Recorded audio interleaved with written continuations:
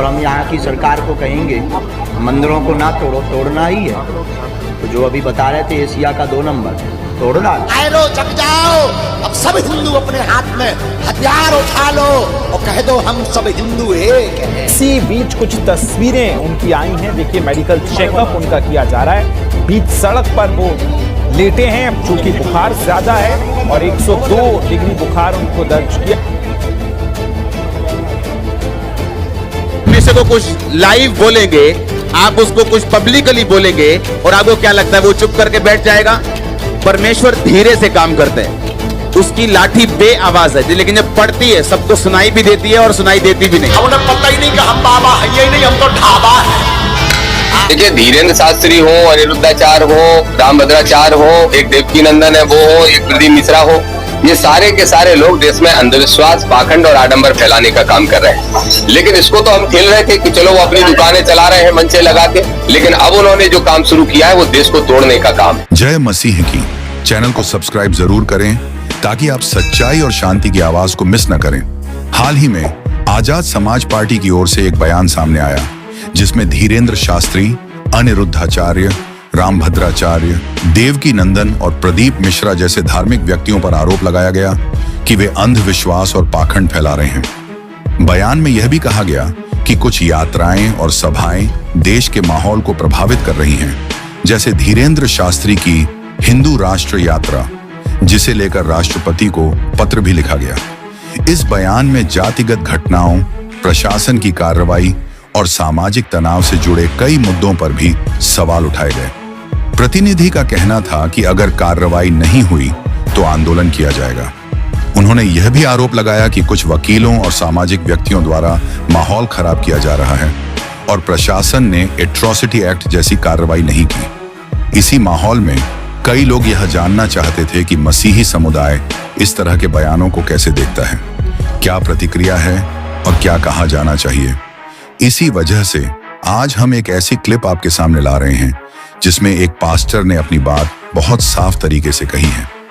उन्होंने किसी को अपमानित नहीं किया, बल्कि अपने अनुभव और अपनी सोच के मुताबिक समाज में बढ़ रही नफरत पर अपनी प्रतिक्रिया रखी।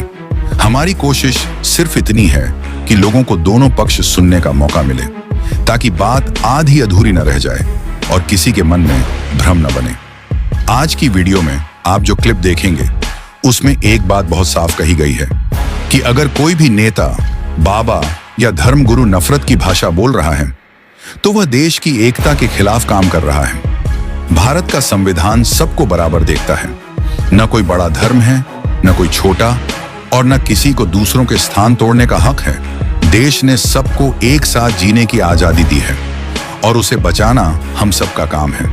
इतिहास गवाह है कि जब जब मसीही लोगों पर अत्याचार हुआ तब भी विश्वास नहीं टूटा, बल्कि और मजबूत हुआ, क्योंकि यीशु ने हमें सिखाया है कि नफरत का जवाब नफरत से नहीं बल्कि क्षमा और प्रेम से देना है। आज कुछ लोग ऐसा माहौल बना रहे हैं जैसे चर्च को तोड़ देने से मसीही खत्म हो जाएंगे, लेकिन यह सोच गलत है। चर्च इमारत है, लेकिन मसीह का संदेश लोगों के दिलों में है।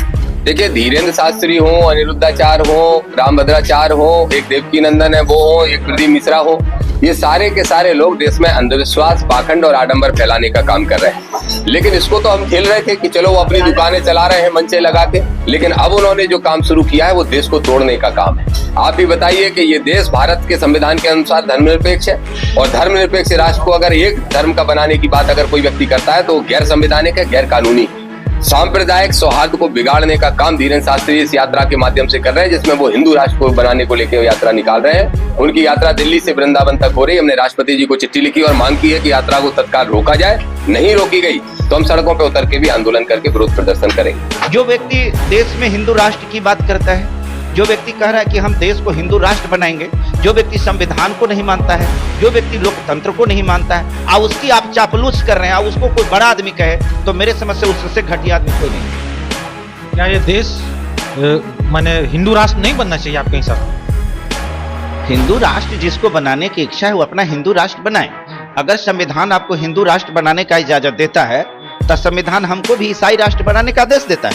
हम बाबा तो कह रहे हैं कि अब आप लोगों का जो धार्मिक स्थल है उसको तोड़ दिया जाना चाहिए।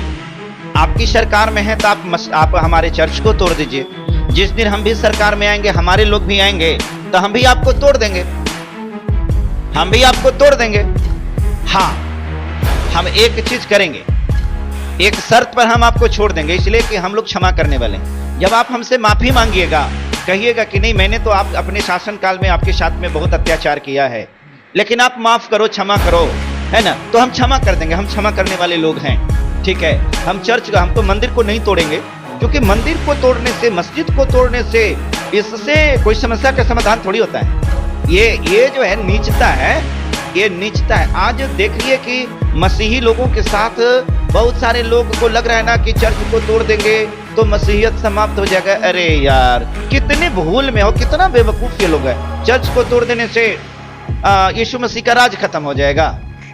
अरे चर्च को तो तोड़ दीजिएगा, जिसके दिल में, जिसके हृदय में यीशु बैठा हुआ है, उसको कौन छोड़ेगा? बताइए, उसको कौन तोड़ेगा?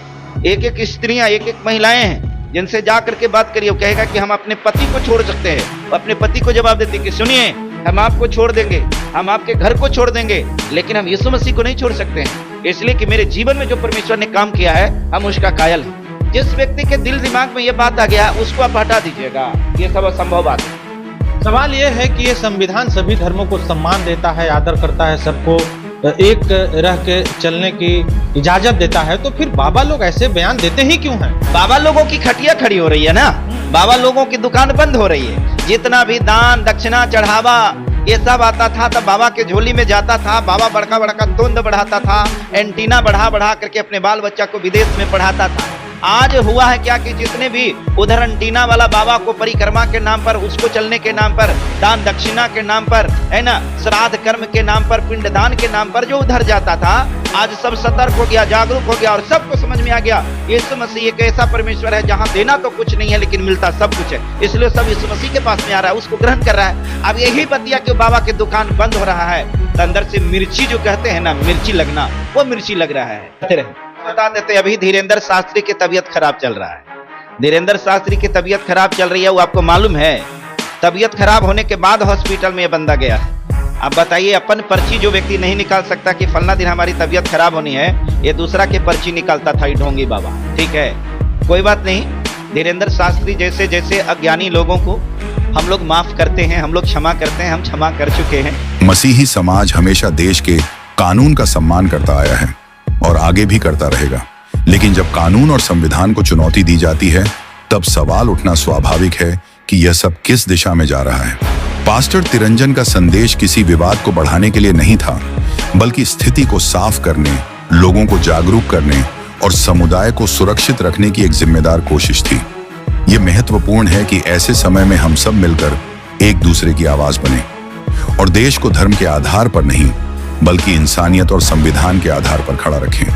हम केवल यह चाहते हैं कि देश का कानून, संविधान और समान अधिकार सभी के लिए सुरक्षित रहें, किसी भी समुदाय को डर के साए में न जीना पड़े, और सबसे बड़ी बात, धार्मिक पहचान के आधार पर लोगों को भड़काने का काम बंद हो।